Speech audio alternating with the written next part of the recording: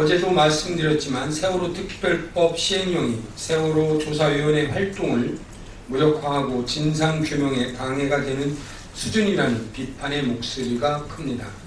이 때문에 시행령 철회를 요구하며 세월호 유가족들이 416시간의 농성에 들어갔는데 농성 과정 중 유가족 3명이 연행됐다고 합니다. 유가족들은 갑작스레 줄여버린 조사위 사무처 직원과 예산에 대해 묻고 있고 공무원이 개입하도록 위원회 조직을 만든 조항에 의문을 품고 있습니다. 또 지나치게 짧은 시행령 입법 예고 기간을 지적하고 있습니다. 세월호 참사 일주기가 얼마 남지 않았지만 아직도 돌아가지 않은 사람들이 있고 진상 규명을 선체 인양 또한 지지부진합니다. 세월호와 구조가 비슷해 현장 조사를 할 수 있는 쌍둥이 배 오하마나호는 헐값에 팔렸다고 합니다. 유가족들의 울분이 들리지 않는지 묻지 않을 수 없습니다. 국민들은 아직도 믿기지 않는 눈앞에서 가라앉아버린 세월호 참사의 진실을 알고 싶어 하고 있습니다. 정부는 당장 세월호 특별법 시행령을 철회하고 조사위원회 독립성과 객관성을 담보할 수 있는 합리적 시행령을 만들 것을 촉구합니다. 새정치민주연합은 유가족, 국민과 함께 세월호 특별법 시행령 저지에 최선을 다하겠습니다. 박근혜 정부 들어 세수 예산이 한 번도 맞은 적이 없고 매년 덜 거쳐갔는데 박근혜 정부의 남은 임기 3년간 국세 수입 또한 당초 전망치보다 무려 40조 원이 적게 거칠 것이라고 예상하고 있습니다. 2013년에는 국세 수입이 예상보다 15조 원 덜 거쳤고 올해는 10조 9천억 원이 덜 거쳤습니다. 2015년에도 약 6조 6천억 원, 16년도에는 13조 6천억 원, 임기 마지막 해인 17년에는 10조 5천억 원이나 덜 거칠 것으로 보입니다. 그동안 우리 경제가 6% 이상 성장할 것으로 전망해왔지만 실제 경상 성장률은 3년 연속 3%대 저성장을 기록했습니다. 물가도 정부는 2%를 예상하고 있지만 올해 물가가 0%대에 불과한 것을 감안하면 이 같은 세입 격차 등의 괴리가 큰 상황이라는 것입니다. 이에 정부가 내년 예산부터는 세금을 먼저 계산하고 여기에 맞춰 지출을 정하기로 방향을 전환하기로 했다는 소식입니다. 박근혜 정부 2년 동안 세수 부족 문제들을 끊임없이 지적해온 새정치민주연합의 주장에 우이독경하던 정부가 세수 펑크를 바로잡겠다고 해 그나마 다행입니다. 내년부터 모든 예산을 제로 베이스로 놓고 검토하기로 했다는데 필요 없는 예산의 구조조정은 동의하지만 정말 필요한 계속 사업이 중단되지 않을까 우려스럽습니다. 중앙정부의 차원에서는 필요 없지만 지역에서는 반드시 필수적인 사업이 여러 있습니다. 악소리나게 구조조정을 장담했지만 진심으로 필요 불가결한 예산이 구조조정되지 않도록 꼼꼼히 점검해 나갈 것을 촉구합니다. 또 정부 지출을 줄이더라도 세금 감소 폭이 워낙 커 재정 적자는 늘어날 것입니다. 최경환 경제부총리 또한 증세보다는 재정 적자 폭을 확대하는 편이 바람직하다는 의견을 피력한 바 있습니다.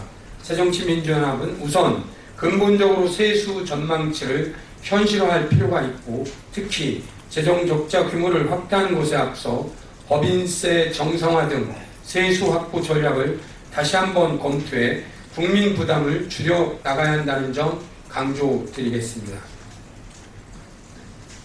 새누리당과 정부가 당정 협의를 통해 4월 건강보험료 폭탄을 6월로 늦추고 앞으로는 매월 더 내고 정산 때 덜 걷는 방식으로 바꾸기로 했다고 합니다.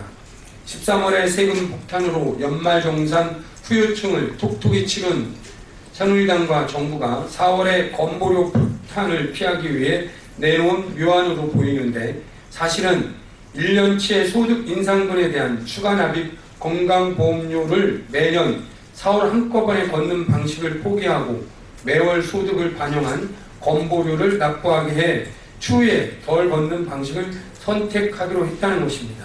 어쨌거나 지난해 정산되지 못한 건보료는 4월에 다시 걷어야 하는데 4월 건보료 폭탄 논쟁이 무서워 6월까지 늦추는 방안을 검토한 것입니다. 누가 보더라도 4월 29일 재보궐선거에 영향을 미치겠다는 의지로 읽혀집니다. 정치적으로 부담된다면 시행 시기만 2개월 늦추고 결국 국민은 6월에 폭탄을 맞게 되는 것은 전형적인 폭탄 돌리기입니다. 거기에 마치 대단한 대책인 양 월별 부과로 전환하겠다고 하지만 보험료 총액은 단 한 푼도 달라지지 않아 조삼모사에 불과하다는 것을 새누리당 또한 인정하였습니다. 새누리당과 정부가 당정협의에서 논의해야 할 내용은 당장 불어닥칠 폭탄을 피하고 조삼모사식 단기 대책을 만드는 것이 아니라 오락가락하며 제도 개편에 주저했던 근본적인 건강보험료 부가체계 개편의 재추진이 필요합니다.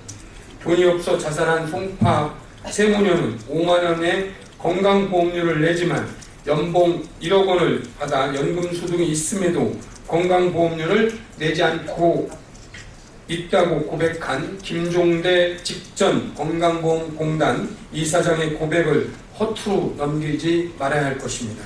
건강보험료 부가체계 개편, 기왕하는 김에 폭탄 돌리기, 단기 대책이 아닌 제대로 된 대책을 만들어 줄 것을 새누리당과 박근혜 정부에게 촉구합니다. 3월의 마지막 날인 오늘 당장 다음 달부터 누리과정에 편성된 예산이 바닥난 지방교육청의 대책이 절실합니다. 교육부가 지난 27일까지 부족한 누리과정 예산을 충당할 계획을 제출하라고 요구했지만 제출을 거부하거나 정부 지원 상황에 따라 결정하겠다는 유보적인 입장을 보였다고 합니다. 전북, 광주, 강원은 4월부터 어린이집 보육료 지원을 위한 예산이 한 푼도 없습니다. 특히 누리과정 예산에 대한 정부의 지방채 발행 방안이나 국고 우회 지원은 임시 방편적인 조치로 매년 되풀이될 수밖에 없다는 우려의 목소리가 나오고 있습니다. 지난 3월 둘째 주 여야 원내대표 추례회동에서 지방재정법 개정과 누리과정 국고 지원 예산 5,064억 원의 집행을 4월 중에 동시에 처리하기로 했지만 목적 예비비 집행이 늦어진다면 당장 지원해줄 예산이 없기 때문에 반드시 늦지 않게 지원을 내려보낼 것을 박근혜 정부에게 강력하게 촉구합니다. 교육부는 누리과정 예산 충당 계획 제출을 종용할 것이 아니라 지방교육청의 누리과정 예산 지원에 차질 없도록 의견을 청취하고 정부 내 제도 개선안 마련에 최선을 다해야 할 것입니다.